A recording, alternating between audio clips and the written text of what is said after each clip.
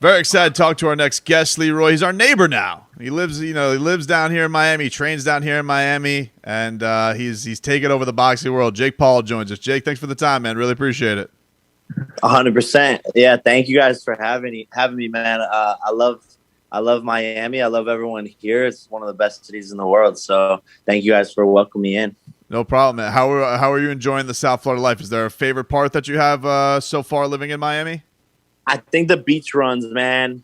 The beach runs are so beautiful. The weather, running on the sand, all the good vibes and the good energy down in South Beach. Like you really can't beat it. But I gotta say, it's really taken me a minute to get used to the humidity. Like if you can train, if you can train in Florida, you can train anywhere in the world. That is true. It is brutal. I know that gym you train at too is a sweat box as well. That thing is that gym gets brutal, bouncing off the sun, bouncing off the concrete into that garage. It's no joke, man. It's absolutely brutal. How close was there a chance, Jake? Like, was there any talks of having the fight down here? Because you're fighting April 17th. He's taking on Ben Askren, Triller Fight Club. It's live on pay-per-view, so go buy the fight. Coming up in a few weeks, but it's taking place in Georgia. Was there any talks of it about being down here? Yeah, 100%. I was really pushing for it to be down here in Florida, and unfortunately for this one, we're going up to Atlanta. But I will say for my next fight, I'm gonna really try even harder to make it here in Miami. I think it would just be electric. My fight a year ago was here in Miami during the Super Bowl. Yep. And that was really exciting. So I think Miami's going to become like one of the new fight capitals of the world, and I'm really, really pushing for that.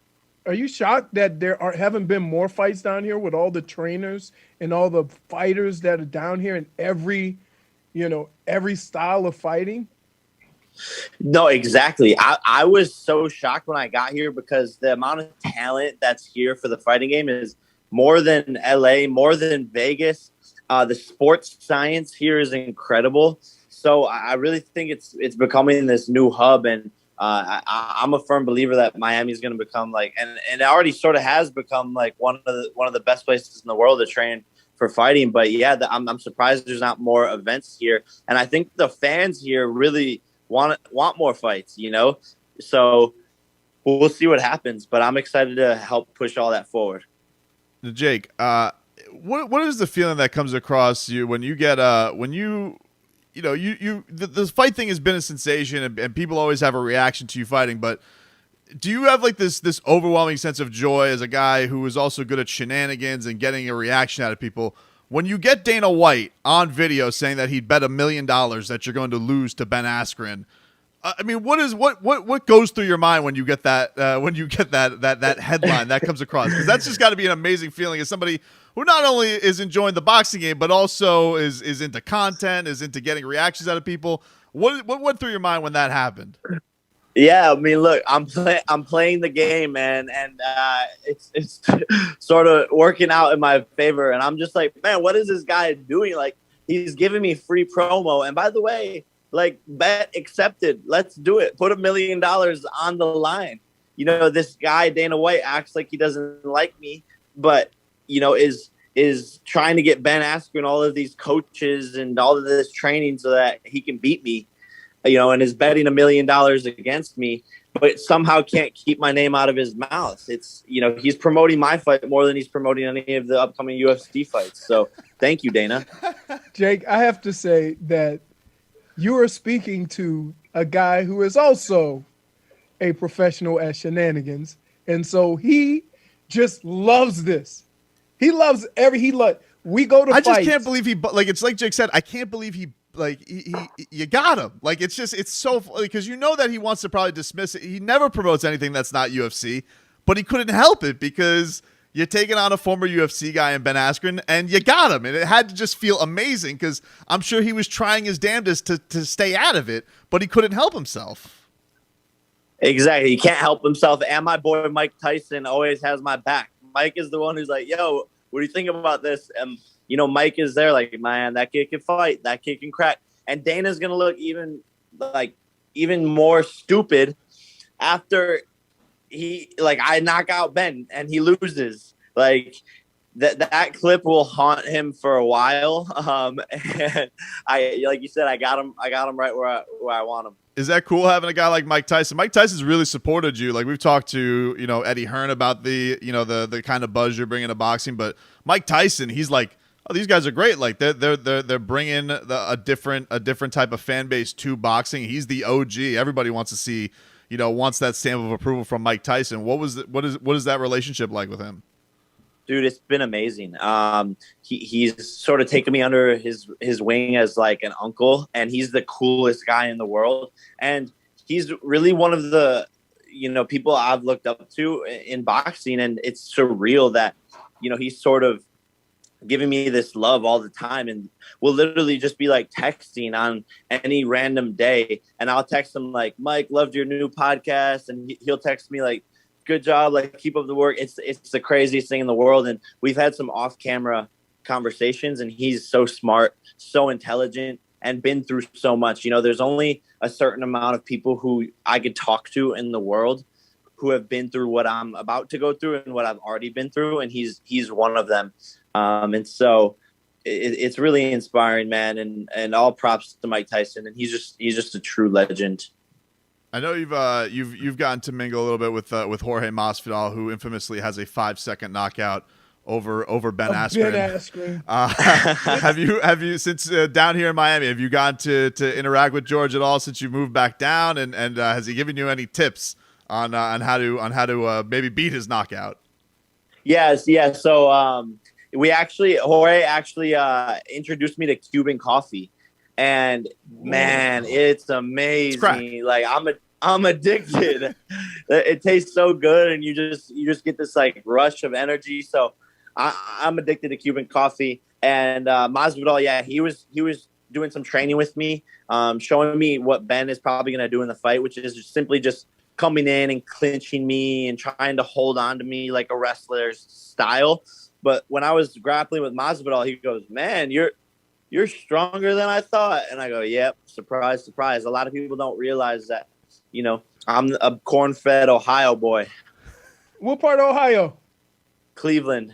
Oh, my God. I lived in Strongsville in North World. Okay. Yeah, Leroy played for Browns. Leroy played. Yep. Go Browns, and shout out to Stipe this weekend representing Cleveland. He's going to get that knockout over Ngannou. Yeah, we were just talking about it before you got on, Jake, because Leroy may be going up there for the draft because he played running back for the Browns for years. And I mean the kind of fan base you guys have as Browns fans, it's a different kind of rabbit as far as football is concerned. It's nuts. Jake, I explained to him, like, I said, down here in South Beach, you get ready, you go clubbing. I said, in Ohio, you eat dinner, then you go bowling and drinking. And it's just it's a blue collar place where everybody's just crazy about, the Browns. I mean, look, Cleveland, the Cavs won a championship. The Indians have gone to the World Series, but in the end, if you would have realized what the buzz was around that city just because the Browns beat the Steelers in the playoffs, holy smokes. Yep. It's a whole nother level of fan base.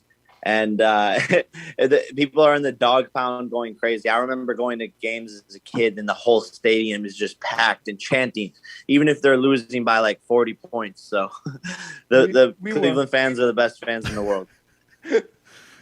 It's been some tough times, for sure.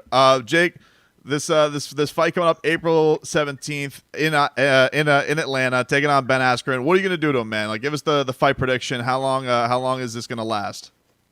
Yeah, no, man, it's hard exactly to say because we haven't seen him in the boxing ring, but just based off of my skills, right? I'm fully betting on myself, how sharp I am in practice right now. This fight won't make it out of 2 rounds, and I think he will actually be easier to get out of the ring than Nate Robinson. I think he will be really tough, and he'll take a couple of those first hard shots. But at the end of the day, when the problem child's on you, and you realize like, wow, this isn't what I signed up for, he's gonna quit. He's gonna give up. What like? I had to tip my 40 to Nate. Yeah, man, you did him bad. Man. I mean, that was rough, man. I mean, it's great for you, but I mean, it's that was. I mean, the way you turned him into a meme was nuts. Well, are you? I'm shocked. How do you feel about people? At what point do you feel they're going to take you serious about boxing? Because people in the sport say you can box, that you have talent. But everybody else who looks at you just as a YouTube sensation, does it discourage you that you get into fights like this and they still don't take you serious, even though you knocking people out? No, yeah, people will take me seriously eventually, but that's not what I fight for. I think after, I knock out Ben, and he's a real fighter. He's an Olympic athlete, 2-time NCAA champion, 19-2 MMA record. He's a real fighter. So after they see what I do to that guy, that's when I think people will be like, oh, wow, this is serious. And that's why a year and a half ago, when I said, hey, McGregor, I want to fight you, people were like, oh, this kid is crazy. And I'm like, no, you guys are crazy for not believing in me. So after I beat Ben Askren and, the world sees that after that, it's just going to be undeniable. My boxing skill will be undeniable. And I plan on taking out bigger fighters, bigger names. And this is the start of a long journey. And so it's exciting. Well, Jay, we're looking forward to the fight, man, and looking forward to the show. Hopefully we'll get one down here in Miami in the near future with you. Before we get you out of here, you said Jorge Masvidal got you in a Cuban coffee. Our advice to you would probably be, have you gone into a Publix yet? Have you had the pub sub? Bro, I've had the pub sub. Next level, bro. I'm telling you. And you get, bro, that's how I love Miami, baby. Like, you get so much food for like $7. Like, it's the best, bro. And that slaps. Like, I'm eating it and I'm like, wow, this is incredible. Appreciate it, Jake. Take care, man. Thanks, Jake. Awesome. Thank you, guys.